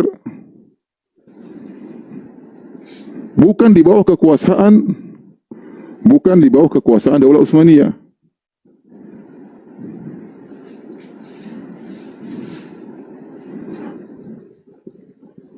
Ya, oleh karenanya saya Saleh Abu dalam risalahnya tentang dakwah Syekh Abdul Wahab, beliau menyebutkan, beliau membuka daftar tentang bagaimana pembagian administrasi kerajaan Turki ketika itu, ya, ternyata tidak sampai kepada wilayah Najd. Membuka kepada sejarah sebelum dakwah Syekh Abdul Wahab. Apakah wilayah Turki kekuasaannya sampai kepada daerah Najd? Apakah Muhammad bin Saud atau Utsman bin Amir tadi, kota negeri-negeri kecil, apakah mereka mengirim upeti kepada wilayah kepada Khilafah Utsmaniyah? Apakah mereka tunduk kepada? Jawabannya tidak ada. Mereka tidak mengenal ketundukan kepada wilayah Turki, ya. Bagaimana? Ya, oleh karenanya yang terjadi Muhammad bin Saud kemudian, dan sering terjadi negeri-negeri kecil saling perang-perangan, ya. Sama sekali mereka tidak dikuasai oleh Turki. Maka kemudian bagaimana dikatakan Syekh Abdul Wahab bikin negara baru, kemudian keluar dari kerajaan Arab Saudi, itu tidak benar. Karena sudah ada negara-negara kecil ketika itu. Justru Syekh Muhammad Abdul Wahab kemudian menggabungkan negara-negara tersebut menjadi negara yang satu, kerajaan Arab Saudi, ya. Menjadi kerajaan Arab Saudi, dan kemudian membawa keberkahan yang sangat banyak. Hanya saja datang sebagian orang-orang, ya, penjilat yang menyampaikan kepada Sultan kerajaan Turki bahwasanya ini ada orang namanya Muhammad bin Wahab ingin menggulingkan kerajaanmu, maka timbullah fitnah-fitnah. Padahal Syekh Abdul Wahab dalam tulisannya sama sekali tidak ada kita akan hancurkan Turki, nggak ada ngomong Turki sama sekali, nggak ada. Ya, dia sekedar punya Muhammad bin Saud kemudian menggabungkan negara-negara yang ada. Adapun berbicara akan menggulingkan Turki, itunya fitnah yang disampaikan kepada kerajaan Turki tentang dakwah Syekh Muhammad bin Abdul Wahab rahimahullahu taala. Ikhwan dan akhwat yang dirahmati Allah Subhanahu wa taala, sekilas tentang dakwah Syekh Abdul Wahab rahimahullah taala. Maka seorang agar memiliki ilmu tentang hal ini dan agar sadar bahwasanya tuduhan-tuduhan tersebut telah berjalan dari dahulu dan sekarang masih berlangsung, dan dia bersabar menghadapi tuduhan-tuduhan tersebut. Lihat bagaimana sabarnya Syekh Abdul Wahab rahimahullah taala dalam mendakwahkan tauhid. Dan namanya orang mendakwahkan tauhid pasti ada tantangan. Ya, pasti ada tantangan. Kita mencari ridho Allah atau mencari ridho manusia. Ya, kalau ingin mencari ridho manusia, ya sudah, sampaikan apa yang disenangi oleh mereka, maka kita akan disenangi oleh banyak orang. Tapi kalau kita mencari keridhaan Allah, menyampaikan tauhid, kesyirikan ini haram, ya siap-siap untuk dihina dan dituduh yang tidak-tidak oleh masyarakat, dan tuduhan-tuduhan tersebut masih berjalan hingga saat ini. Wallahu musta'an. Demikian apa yang bisa kita sampaikan. Kalau ada yang bertanya, saya persilakan. Wallahu ta'ala alam bisawab.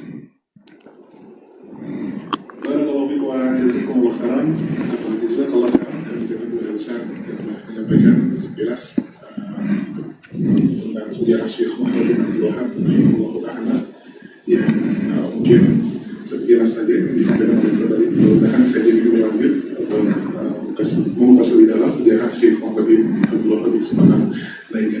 Ikhwatul Islam, para peserta kajian Abu Akbar aplikasi Zoom pagi yang berbahagia ini yang diselenggarakan Masjid Jami Al-Darga Pekanbaru. Kita masuk ke sesi tanya jawab. Kami adakan atau kaum muslimin dan muslimat yang ingin bertanya secara langsung, dikhususkan untuk ikhwan saja yang ingin bertanya langsung, silakan angkat tangan dan pertanyaannya kita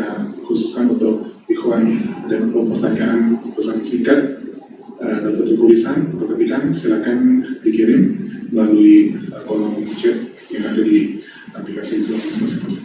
Ikhwatul Islam rahimani wa rahimakumullah yang dirahmati Allah tabaraka wa ta'ala. Silakan bagi kaum muslimin dan muslimat yang mungkin ada yang bertanya langsung. Baik, kita coba angkat pertanyaan pertama Ustaz terlebih dahulu dari pesan atau kebijakan yang dikirimkan. Bismillah Ustaz, apakah dakwah Syekh Muhammad bin Abdul Wahab merupakan dakwah Islamiyah yang bersifat partai atau kelompok-kelompok yang kita lihat saat ini? Apa nasihat Ustaz kepada yang mengatakan hal demikian diberikan dalam kitab-kitab mereka? Apakah yang dilakukan Syekh Muhammad bin Abdul Wahab terhadap daulah Utsmaniyah adalah bentuk penolakan kepada khalifah? Tadi sudah kita jawab, baru saja kita jawab ya.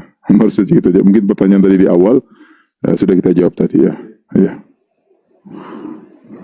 Kita akan pertanyaan selanjutnya. Bismillah Ustaz dari Denny dari Surabaya. Kalau kita melihat dakwah Syekh Abdul Wahab rahimahullahu taala, beliau tidak berbicara tentang politik sama sekali. Yang beliau bicara adalah tentang tauhid. Ini kita bicara beliau.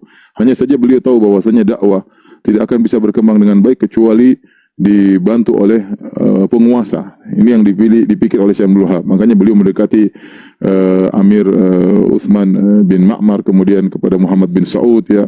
Karena memang kenyataannya kalau dakwah tidak didukung oleh kekuatan ya, maka sulit untuk berkembang. Kita dapati Syekhul Islam Ibnu Taimiyah rahimahullah taala dengan ilmunya yang luar biasa, dengan kekuatan hujahnya yang kuat, tetapi di masa beliau ya tidak bisa dakwah berkembang dengan hebat ya. Ketika di masa Syekh Abdul Wahab rahimahullah taala, ketika dibantu oleh Amir Muhammad bin Saud, maka kemudian rahimahullah, maka dakwah bisa berkembang dengan cepat. Adapun beliau berbicara tentang politik sama sekali enggak ada, apalagi bicara tentang menggulingkan kekuasaan sama sekali tidak ada. Kekuasaan Daulah Utsmaniyah sama sekali tidak ada dalam buku-buku beliau, sama sekali tidak ada, karena tidak terbetik dalam benak beliau untuk melakukan hal tersebut. Wallahu a'lam bishawab. Barakallahu jazakallahu khairan atas jawaban saya. Kita coba angkat pertanyaan yang telah mencoba bergabung.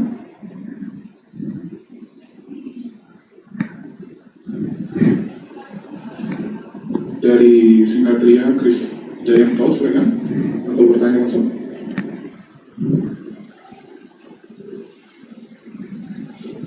Nah, betul.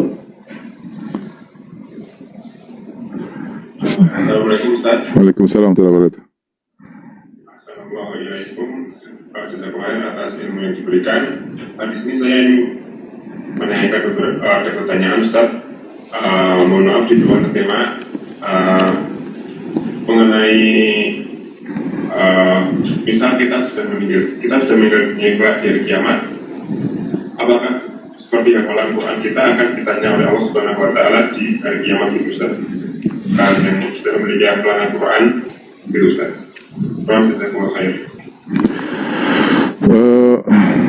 Allah alam bisawab ya. Intinya apa yang sudah kita lakukan di dunia semuanya telah tercatat. Wa may ya'mal mithqala dzarratin khairan yarah. Barang siapa yang melakukan kebajikan sedikit pun sebesar zarah, dia akan melihat hasilnya. Kalau Anda di dunia pernah hafal Quran, berusaha menghafal Quran meskipun tidak hafal-hafal, semuanya tidak ada yang sia-sia. Yang dilarang adalah seorang melalaikan Al-Quran, meninggalkan Al-Quran ya. Itu yang dilarang. Tapi kalau seorang sudah berusaha menghafal, sudah berusaha merojaah, terus ada kewajiban yang harus dia lakukan, harus mencari nafkah, harus yang lainnya ya, maka tidak jadi masalah ya. Adapun di akhirat kemudian dites kembali hafalan Quran, saya tidak tahu dalilnya ya. Saya tidak tahu dalilnya. Tapi secara kaidah semua yang pernah kebaikan yang kita lakukan, kita akan lihat hasilnya pada hari kiamat kala. Tapi mungkin ada yang bertanya lagi berkaitan dengan materi, saya persilakan. Baik, kita utamakan pertanyaannya berkaitan tentang pembahasan. Dan pertanyaan selanjutnya kita coba dari pesan dari Denny di Surabaya. Ustaz, tentang pembahasan kita, merujukan kitab yang dibahas Ustaz itu apa namanya? Mungkin tadi sudah disampaikan oleh Ustaz juga. Ya. Bisa diperjelas. Da'awal munawi'in ya, da'awal munawi'in li da'wati Syekh Muhammad bin Abdul Wahab, ardun wa naqdun, karya Dr. Abdul Aziz bin Muhammad bin Ali Abdul Latif ya. Beliau adalah dosen di Qismul Aqidah Jamiatul Imam Muhammad bin Saud ya. Jamiatul Imam Muhammad bin Saud di Riyadh ya. Itu buku yang berkaitan dengan syubhat-syubhat yang dituduhkan atau tuduhan dosa kepada Syekh Abdul Wahab rahimahullah taala. Adapun tentang sirah beliau ada tulisan di internet juga ada ya, karya banyak ya, tapi di antaranya Syekh Abdul Wahab aqidatuhu as-salafiyah wa da'watul islahiyah wa sana'ul ulama alaih. Artinya Syekh Abdul Wahab tentang dakwah salafiyahnya dan dakwahnya perbaikan dan pujian-pujian ulama kepadanya ya, seperti pujian Al-Imam Syaukani, kemudian pujian Al-Imam Sun'ani, seperti beliau berkata salami ala najrin wa man halla bin najrin wa in kana taslimi an bu'din la yujdi. Imam Sun'ani penulis Subul Salam, beliau berkata salamku kepada Najd dan orang yang tinggal di Najd, maksudnya Syekh Abdul Wahab rahimahullah taala, meskipun salamku dari jauh tidak begitu bermanfaat ya, tetapi beliau memuji Syekh Abdul Wahab rahimahullah taala. Buku ini karangan Syekh Ahmad bin Hajar Ali Butami ya, yaitu Qadhi Mahkamah Syariah di Qatar ya, Qadhi Mahkamah Syariah di Qatar, dan ditakdim oleh Syekh Abdul Aziz bin Baz rahimahullah taala. Ini ada di PDF, ada di internet. Baik, ada lagi yang bertanya?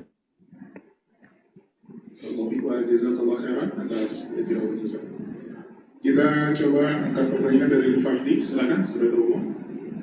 Assalamualaikum Ustaz. Waalaikumsalam warahmatullahi wabarakatuh. Assalamualaikum. Anak mau tanya, bagaimana cara membantah yang baik kepada keluarga besar yang mereka ini masih taklid dengan ahlul bid'ah, kemudian ketika kita sudah menasihati dengan cara yang baik, dengan hikmah, dengan senyuman dan semisalnya, juga tidak ikut dengan aturan bid'ahan yang terjadi di keluarga, tapi malah memunculkan mafsadah yang lebih besar seperti dimusuhi dan semisalnya, itu harus bagaimana? Tugas kita hanya menyampaikan dengan dalil, dengan senyum, dengan kelembutan. Sisanya tinggal berdoa ya. Tinggal apa, berdoa ya, berdoa kepada Allah dan beri hidayah kepada mereka ya. Itu saja saya rasa. Ya, namanya kita menasihati pasti ada efek yang mungkin tidak kita sukai. Namanya berdakwah pasti demikian. Makanya kata Luqman kepada anaknya, wa'mur bil ma'rufi wanha 'anil munkar wasbir 'ala ma asabak. Yaitu beramar ma'ruflah, bernahi mungkarlah, dan sabarlah dengan apa yang akan menimpamu, karena seorang bernahi mungkar pasti akan merasakan efek yang dia tidak sukai, yaitu dibalas dengan keburukan, maka bersabarlah ya. Ya, kalau kita tidak semuanya kita takut menyampaikan, tidak mau menyampaikan, berarti tidak sayang kepada keluarga. Sampaikan aja, tidak ada masalah. Yang penting tetap kita baik, tetap kita ramah, kita sampaikan. Setelah itu kita tinggal berdoa kepada Allah agar membuka hati mereka. Kalau mereka tidak dapat hidayah, ya itu urusan Allah Subhanahu Wa Taala. Tetapi kita sebagai bentuk cinta kepada keluarga, kita sampaikan pelan-pelan, diskusi. Kalau mereka tidak mau maki-maki, ya sudah, berhenti dulu. Nanti kapan ada waktu kita ulangi lagi seperti itu. Ya. Wallahu a'lam bishawab.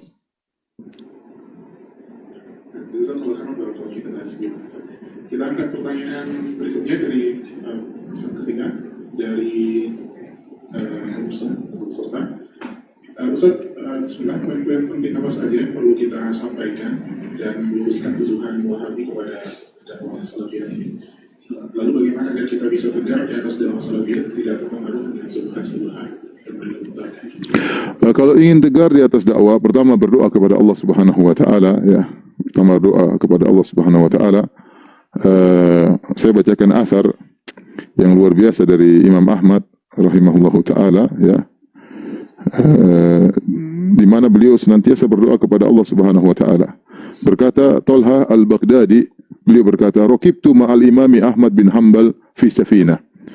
So, aku pernah naik kapal bersama Imam Ahmad bin Hanbal. Fakana yutilu sukut, dan Imam Ahmad lama berdiam, suka diam. Fa idza takallama, kalau dia berbicara dia berkata, "Allahumma amitna 'alal Islam wa sunnah." Ya, ya Allah, matikanlah kami di atas Islam dan sunnah.